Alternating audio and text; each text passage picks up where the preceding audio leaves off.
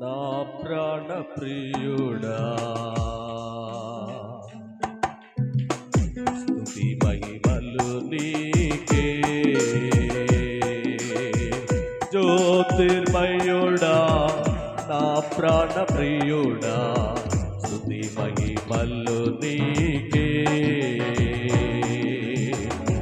నా ఆత్మలో అనుక్షణం, నా ఆత్మలో అనుక్షణం నా అతిశయము నీవే, నా ఆనందము నీవే, నా ఆరాధన నీవే, నా అతిశయము నీవే, నా ఆనందము నీవే, నా ఆరాధన నీవే. జ్యోతిర్మయుడా నా ప్రాణ ప్రియుడా, స్తుతి మహిమలు నీకే.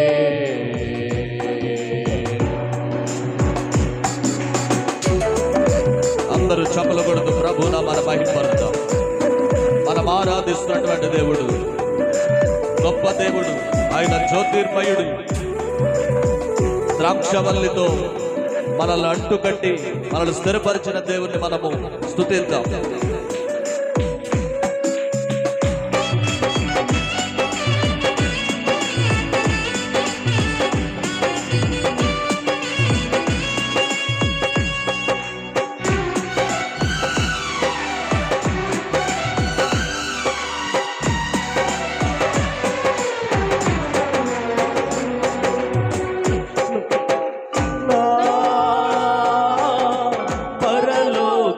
తండ్రి వ్యవసాయకుడా,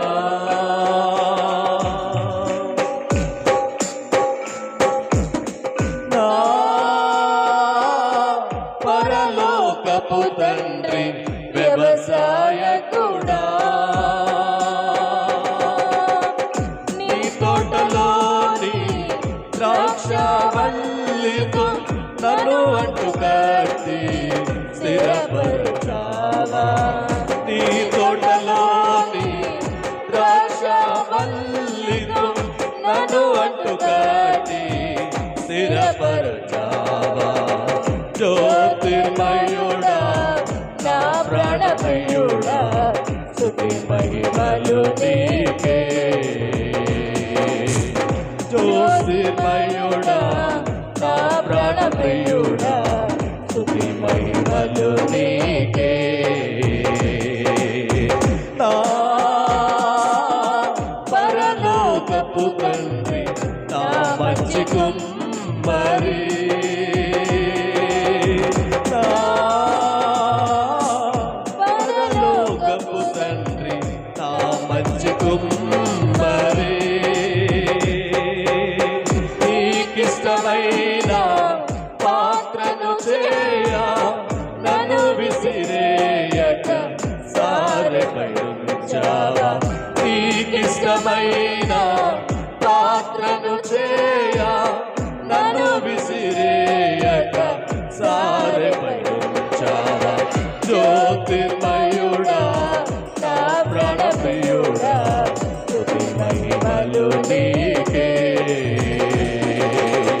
జ్యోతిర్మయుడా నా ప్రాణ ప్రియుడా, స్తుతి మహిమలు నీకే. నా తండ్రి కుమార పరిశుద్ధాత్ముడా,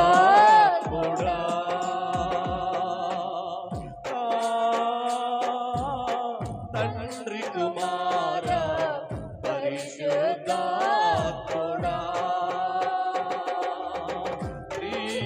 దేవా ఆది సంభూతుడా, నిన్ను నేనేమని ఆరాధించెదా. త్రియక దేవా ఆది సంభూతుడా, నిన్ను నేనేమని ఆరాధించెదా. జ్యోతిర్మయుడా నా ప్రాణ ప్రియుడా స్తుతి మహిమలు నీకే జ్యోతిర్మయుడా నా ప్రాణ ప్రియుడా స్తుతి మహిమలు నీకే ఆత్మలో అనుక్షణం నా ఆత్మలో అనుక్షణం నా అతిశయము నీవే నా ఆనందము నీవే నా ఆరాధన నీవే నా అతిశయము నీవే నా ఆనందము నీవే నా ఆరాధన నీవే నా అతిశయము నీవే నా ఆనందము నీవే నా ఆరాధన నీవే నా అతిశయము నీవే నా ఆనందము నీవే నా ఆరాధన నీవే జ్యోతిర్మయుడా నా ప్రాణ ప్రియుడా స్తుతి మహిమలు నీకే జ్యోతిర్మయుడా నా ప్రాణ ప్రియుడా స్తుతి మహిమలు నీకే నా ఆత్మలో అనుక్షణం నా ఆత్మలో అనుక్షణం నా అతిశయము నీవే నా ఆనందము నీవే నా ఆరాధన నీవే నా అతిశయము నీవే నా ఆనందము నీవే నా ఆరాధన నీవే నా ఆరాధన నీవే నా ఆరాధన నీవే నా ఆరాధన నీవే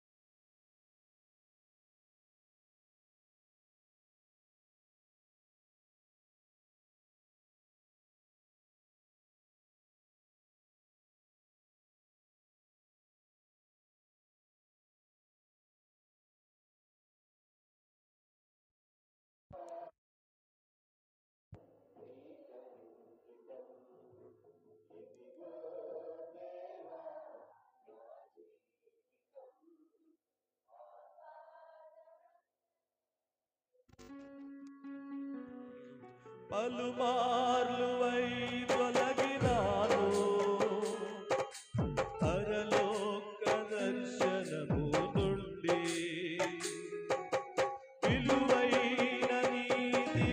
పిలుపుకు నే తగినట్లు జీవించనైతి.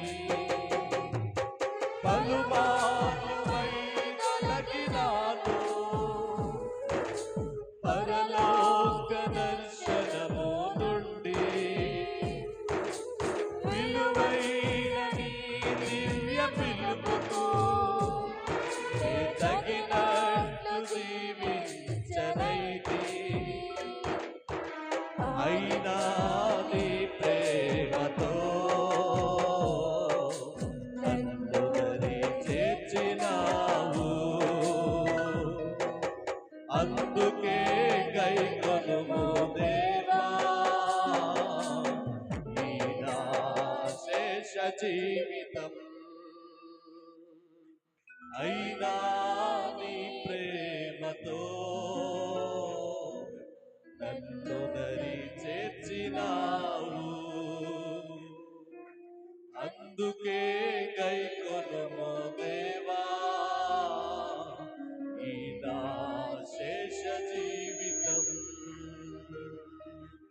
ఇదిగో దేవా నా జీవితం ఆపాదమస్తకం నీకంకితం. ఇదిగో దేవా నా జీవితం ఆపాదమస్తకం నీకంకితం.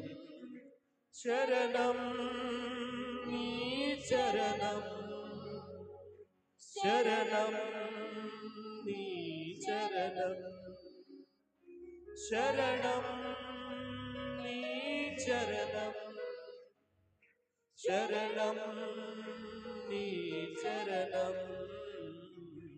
ఇదిగో దేవా నా జీవితం ఆపాదమస్తకం నీకంకితం. ఇదిగో దేవా నా జీవితం ఆపాదమస్తకం నీకంకితం. మన జీవితాన్ని యేసుకి అంకితం చేసుకుంటాం. ప్రభు నామములో మనమందరము ప్రార్థన చేద్దాం. మహాపరిశుద్ధుడు మహాగణుడైన తండ్రి, మీ శ్రేష్టమైన ప్రశస్తమైనప్పటికీ కొద్ది నిమిషాలు దేవుని యొక్క వాక్యాన్ని మనం విందాం. పరిశుద్ధ గ్రంథమైన బైబిల్లో నుండి మొదటి దినవృత్తాంతముల గ్రంథము 21వ అధ్యాయము మొట్టమొదటి నుండి కొన్ని ప్రాముఖ్యమైన విషయాలు చదువుదాం. తరువాత సాతాను ఇశ్రాయేలీయులకు విరోధంగా లేచి ఇశ్రాయేలీయులను లెక్కించుటకు దావీదును ప్రేరేపింపగా, దావీదు యోవాబునకును జనుల యొక్క అధిపతులకును, మీరు వెళ్ళి బెయేర్షెబా మొదలుకుని దాను వరకు ఉండు ఇశ్రాయేలీయులను ఎంచి వారి సంఖ్య నాకు తెలియచేయుటకై నా యొద్దకు దాన్ని తీసుకుని రండని ఆజ్ఞ ఇచ్చాను. దేవునికి స్తోత్రం చెప్దాం. మనం చదువుకున్నటువంటి వాక్య భాగంలో దావీదు గురించి రాయబడినటువంటి మాటలు మనకు కనబడతా ఉన్నాయి. దావీదు ఇశ్రాయేలు ప్రజలకి ఆయన రాజుగా ఉన్నాడు. ఉమ్మడి రాజ్యంలో రెండవ రాజుగా ఉన్నట్లుగా మనం చూస్తాం. ఈయన ఎప్పుడు కూడా దేవుని మీదే ఆధారపడి, దేవుని మీదే ఆనుకొని చక్కగా ఆయనకు ఎదురవుతున్నటువంటి పరిస్థితులలో దేవుని యొక్క సహాయాన్ని కోరుకునేటువంటి వాడు దావీదు. ప్రియ దేవుని బిడ్డలారా, దావీదుని సాతాను ప్రేరేపించిందంట.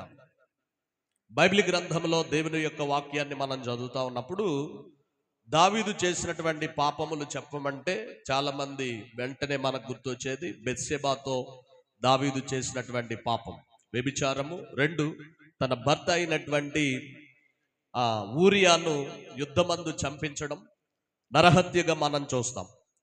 అయితే మనం చదువుకున్నటువంటి వాక్య భాగంలో దావీదుని సాతాను ప్రేరేపించిందంట.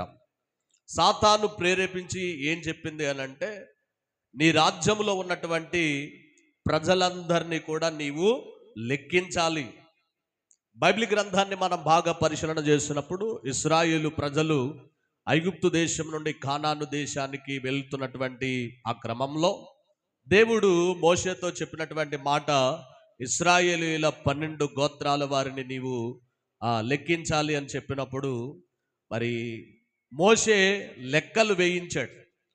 అక్కడ ఏ ఏ గోత్రానికి రూబేను, సిమియోను, లేవి, ఇస్సాకారు, దాను, నప్తాలి, ఇట్లాగా 12 గోత్రాలు ఉన్నాయి కదండి. ఆ 12 గోత్రాలలో లేవి గోత్రం కాకుండా మిగిలినటువంటి గోత్రాల అందరినీ కూడా లెక్కించడం జరిగింది. అయితే ఇక్కడ మనము దేవుని యొక్క వాక్యాన్ని మనము ధ్యానం చేస్తూ ఉన్నప్పుడు, ప్రియ దేవుని బిడ్డలారా, ఈ వాక్యంలో మనము ధ్యానం చేస్తూ ఉన్నప్పుడు అది దేవుని ప్రేరేపణతో అతడు చేయలేదంట. మరి ఎవరి ప్రేరణతో చేశాడు అని అంటే సాతాను ప్రేరణతో చేశాడంట. దేవుని వాక్యాన్ని మనం బాగా ధ్యానం చేస్తే, ప్రేరణ అంటే ఒకరిలో ఏదైనా చేయాలనేటువంటి కోరికను రేకెత్తించే అంతర్గమైనటువంటి లేకపోతే అంతర్గత స్థితిని ప్రేరణ అంటాం. ప్రియ దేవుని బిడ్డలారా, గమనించాలి, ఈ రోజున చాలా మంది జీవితాలలో సాతాను చేత ప్రేరేపించబడుతూ ఉన్నారు. దేవుడు చెప్పింది కాకుండా వీళ్ళకు వచ్చినటువంటి సొంత ఆలోచనలతో మరి వీళ్ళు చేస్తున్నటువంటి పని ఏమిటనంటే, దావీదు చేస్తున్నటువంటి పని ఏమిటనంటే ఒక సొంత నిర్ణయాన్ని తీసుకోవడానికి ఇష్టపడ్డాడు.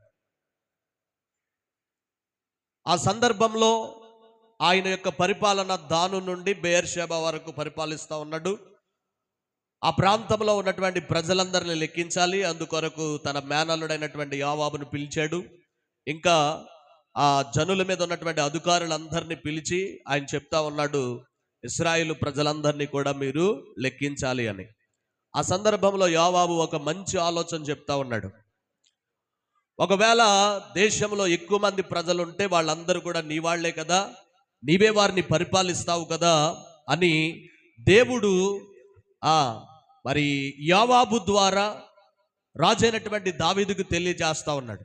తెలియజేస్తా ఉంటే, అలా చేస్తే రాజా మన మీదకి శిక్ష వస్తుంది అన్నా సరే ఏమీ పట్టించుకోకుండా, మరి రాజు కాబట్టి యోవాబు మాట చెల్లలేదు, రాజు మాటే చెల్లింది. ఆ సందర్భంలో వారు దాన్ని మొదలుకొని బెయేర్షెబా అంతా తిరిగి లెక్కలు వేశారు. లెక్కలు వేస్తే అందులో, ప్రియ దేవుని బిడ్డలారా, 5వ వచనాన్ని మనం చదువుతున్నప్పుడు, ఇశ్రాయేలీయులందరిలో కత్తి దూయువారు 11 లక్షల మందియు, యూదా వారిలో కత్తి దూయువారు 4,70,000 మందియు సంఖ్యకు వచ్చిరి. రాజు మాట యోవాబునకు అసహ్యముగా ఉండెను గనుక అతడు లేవి, బెన్యామీను గోత్ర సంబంధులను ఆ సంఖ్యలో చేర్చలేదు. ఈ కార్యము దేవుని దృష్టికి ప్రతికూలమగుట చేత ఆయన ఇశ్రాయేలీయులను బాధ పెట్టాను. దేవునికి స్తోత్రం చెబుదాం. ఈరోజు మరి దావీదు చేసినటువంటి పాపం ఏంటి? జనాభా లెక్కలు వేయించడం పాపమా అని గనక మనం ఆలోచన చేస్తే, ప్రియ దేవుని బిడ్డలారా, ఒకటి, ఇది దేవుడు ఎందుకు పాపంగా పరిగణించడానికి గల కారణం ఏంటంటే దేవుని ఆజ్ఞ లేకుండా చేస్తా ఉన్నాడు. ఎందుకంటే ఇశ్రాయేలు ప్రజలందరూ దేవుని సొత్తు. దేవుడే వారిని లెక్కించాలి అని అంటే దేవునికి తెలుసు, లెక్కించమని చెప్తే గనక చేయాలి. ఆజ్ఞ లేకుండా చేస్తా ఉన్నాడు. రెండవది, సాతాను ప్రేరణతో చేస్తా ఉన్నాడు. మూడవదిగా మనం చూసినప్పుడు, అంతవరకు కూడా బైబిల్ గ్రంథంలో ఆయన రాజు అవ్వక పూర్వము గొర్రెల దొడ్డులో ఉన్నప్పుడు దేవుని మీద ఆధారపడ్డాడు.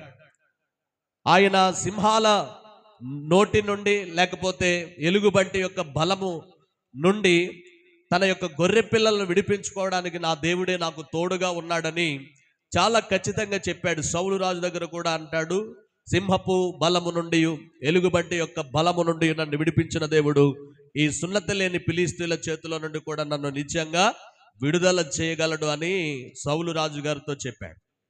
ఆ తర్వాత యుద్ధాలకు వెళ్ళినప్పుడు కూడా, ప్రభా పలానా పట్టణాన్ని మీదకి నన్ను వెళ్ళమంటారా అని అడిగితే దేవుడు వెళ్ళమంటే వెళ్ళేవాడు, లేకపోతే లేదు. అంటే ఒక రకంగా చెప్పాలంటే దేవుని యొక్క బలము మీద ఆధారపడ్డాడు. అందుకనే ఆయన అంటారు కదా, యెహోవా నా బలమా అని ఎంతో చక్కగా ప్రభునామాన్ని పాడి కీర్తించినటువంటి వాడు. నా బలమంతా కూడా నా దేవుడేనని ఎంతో ప్రభువు మీద ఆధారపడినటువంటి వాడు ఎందుకు వచ్చిందో తెలియదు, సాతాను ప్రేరణ. ఈ రోజున ప్రియ దేవుని బిడ్డలారా, ఆ సాతాను ప్రేరణ దేవుని దృష్టికి ఎలాగుందంటే ప్రతికూలంగా ఉంది. అతడు చేసినటువంటి పని సాతాను ప్రేరణ వల్ల చేశాడు, అది దేవుని దృష్టికి ప్రతికూలంగా ఉంది. అంటే దేవుని బలం మీద ఆధారపడకుండా మనుషుల యొక్క బలాన్ని చూసుకుంటున్నాడు. చాలా జాగ్రత్తగా గమనించాలి. అలనాడు రాజులు యుద్ధానికి వెళ్ళేటప్పుడు వారికి ఉన్నటువంటి సైన్యాన్ని లెక్కించేవారు. వారి దగ్గర ఉన్నటువంటి గుర్రపు రౌతులు కానీ, గుర్రాలు కానీ, వాళ్ళ దగ్గర ఉన్నటువంటి ఆయుధాలు కానీ, ఇవన్నీ కూడా చూసుకునేవారు. మనం వెళ్ళేటువంటి దేశం చాలా పెద్ద దేశం అయితే గనక వాళ్ళ సైన్యాన్ని చూసి వీళ్ళు భయపడేటువంటి పరిస్థితి. అందుకనే ఒకానొక దినాన్న యెహోషాపాతు కూడా ప్రార్థన చేస్తాడు. 3 దేశాల వాళ్ళు కలిపి యెహోషాపాతు మీదకి వస్తూ ఉన్నప్పుడు భయపడి, ప్రభువా వాళ్ళ మీదకి వెళ్ళడానికి మేము బలం లేని వారమయ్యా, శక్తి లేని వారమయ్యా, నీవే మాకు దిక్కు తండ్రి అని యెహోషాపాతు ప్రార్థన చేసినట్లుగా దేవుని వాక్యంలో మనం చూస్తూ ఉంటాం. అయితే ప్రియ దేవుని బిడ్డలారా, ఈ మొదటి దినవృత్తాంతముల గ్రంథం 21వ అధ్యాయంలో మనం చదువుతా ఉన్నప్పుడు అక్కడ ఇశ్రాయేలులందరిలో కత్తుదూయి వారు 11 లక్షల మంది ఉన్నారంట. యోధా వారిలో కత్తుదూయి వారు 4,70,000 మంది ఉన్నారంట. ప్రియ దేవుని బిడ్డలారా గమనించాలి, ఎందుకు జనాభా లెక్కిస్తేనే దేవుని దృష్టికి పాపమా అంటే నిజమే, దేవుని ఆజ్ఞ లేనిది పాపం. రెండవది, దేవుని బలము మీద ఆధారపడకుండా మనుషుల యొక్క బలము మీద ఆధారపడ్డాడు. ఆ కారణం చేత అతడు చేసినటువంటి పని దేవుని దృష్టికి ప్రతికూలంగా ఉందంట. అందుచేత మరి దేవుడు ఇశ్రాయేలీయులను బాధ పెట్టారంట. ఈ రోజున వాక్యాన్ని వింటున్నటువంటి మన యొక్క ఆత్మీయ జీవితంలో ప్రియ దేవుని బిడ్డలారా, మనకు కూడా బాధలు ఎందుకు కలుగుతాయంటే దేవునికి విరోధంగా పాపం చేసినప్పుడు దేవుడు శ్రమలకు అనుమతిస్తాడు. చాలా జాగ్రత్తగా గమనించాలి. ఎందుకంటే ఆ శ్రమల్లో మన ప్రాణాన్ని తీసుకోవడానికి కాదు, కానీ ఆ శ్రమల్లోనైనా బుద్ధి తెచ్చుకుని దేవుని వైపు తిరుగుతామని. కాబట్టి ఈ రోజున చాలామంది బుద్ధి వచ్చినా కూడా మరలా ప్రియ దేవుని బిడ్డలారా లోకం వైపు, దేవుని మాట కాకుండా దేవుని మాటను ధిక్కరించి మరలా బ్యాక్ వెళ్ళిపోవడం, ఇటువంటి పనులు చేయడం చేత దేవునికి చాలా కోపం వచ్చింది. కాబట్టి దేవుడు గద్దించినప్పుడు, దేవుడు మన మీదకి శిక్షను అనుమతించినప్పుడు దాన్ని తప్పక మనం అంగీకరించాలి. దేవుడు మనల్ని శిక్షించి రక్షిస్తాడంట. చాలా జాగ్రత్తగా గమనించాలి. ఈరోజు ఈ వాక్యం వింటున్నటువంటి ప్రియ స్నేహితులారా, మన జీవితంలో దేవునికి విరోధంగా ఏదైనా పాపము కానీ, దేవునికి విరోధంగా తెలిసి కూడా మనం పాపం చేసినటువంటి సందర్భంలో దేవుని యొక్క శిక్ష మన మీదకి నిశ్చయంగా వస్తుంది. అందులో ఏమాత్రం కూడా సందేహం లేదు. ఆ సందర్భంలో దావీదు ప్రార్థన చేస్తాడండి. 8వ వచనం చదవండి. దావీదు, నేను ఈ కార్యము చేసి అధిక పాపం తెచ్చుకున్నాను, నేను మిక్కిలి అవివేకంగా ప్రవర్తించాను, ఇప్పుడు నీ దాసుని దోషము పరిహరింపుమని దేవునితో మొర్రపెట్టాడు. దేవునికి స్తోత్రం చెబుదాం. హల్లెలూయా. చూడండి ఏమని ప్రార్థన చేస్తా ఉన్నాడు అని అంటే, ప్రియ దేవుని బిడ్డలారా, అధిక పాపము తెచ్చుకొంటిని, నేను మిక్కిలి అవివేకంగా ప్రవర్తించాను, నీ దాసుని దోషము పరిహరించుమని దేవుని దగ్గర మొర్రపెట్టాడంట. దేవునికి స్తోత్రం చెబుదాం. దావీదులో ఉన్నటువంటి శ్రేష్టమైనటువంటి లక్షణం ఏంటంటే పశ్చాత్తాపపడేటువంటి లక్షణాన్ని కలిగినటువంటి వాడు. ఈరోజు దేవుని సన్నిధిలో చాలా మందికి పశ్చాత్తాపపడే అనుభవం ఉండదు. చేసినటువంటి అపరాధాన్ని ఒప్పుకోవడానికి ధైర్యం ఉండదు. చాలా మంది కప్పిపుచ్చుకోవడానికి ప్రయత్నం చేస్తూ ఉంటారు. అయితే ఈరోజు దేవుని యొక్క వాక్యం మనందరితో మాట్లాడుతుంది. దావీదు జీవితాన్ని మనం పరిశీలన చేస్తున్నప్పుడు ఏదైనా పాపం చేసిన తరువాత అది తప్పని తెలిస్తే సర్టెన్ సమయంలో ఆయన పశ్చాత్తాపపడి దేవుని దగ్గర క్షమాపణ కోరేటువంటి వాడు. దేవునికి స్తోత్రం చెబుదాం. హల్లెలూయా. ఎప్పుడైతే దేవునికి ప్రతికూలమైనటువంటి కార్యం చేశాడో ఆ సందర్భంలో దేవుడు ఒక ప్రవక్తను పంపించి అతని ద్వారా మాట్లాడుతూ ఉన్నాడు. నీవు చేసినటువంటి అవివేకమైనటువంటి కార్యం ద్వారా దేవుడు 3 విషయాల్ని ముందుంచుతున్నాడు. ఆ 3 విషయాలు ఏంటంటే నేను చెప్తాను, జాగ్రత్తగా వినండి. ఆ 3 విషయాలు ఏంటంటే 3 సంవత్సరాల పాటు దేశంలో కరువు వస్తుంది. 3 నెలల పాటు నీ శత్రువు నిన్ను తరిమితే నువ్వు దూరంగా పారిపోయేటువంటి పరిస్థితులు ఏర్పడతా ఉంటాయి. లేదా 3 దినాలు తెగులు రాబోతా ఉంది. ఈ 3 విషయాల్లో నీకు ఏది కావాలో కోరుకో అని అంటే, చూడండి ప్రియ దేవుని బిడ్డలారా, ఆ సందర్భంలో దావీదు 3 సంవత్సరాల కరువును కోరుకోలేదు.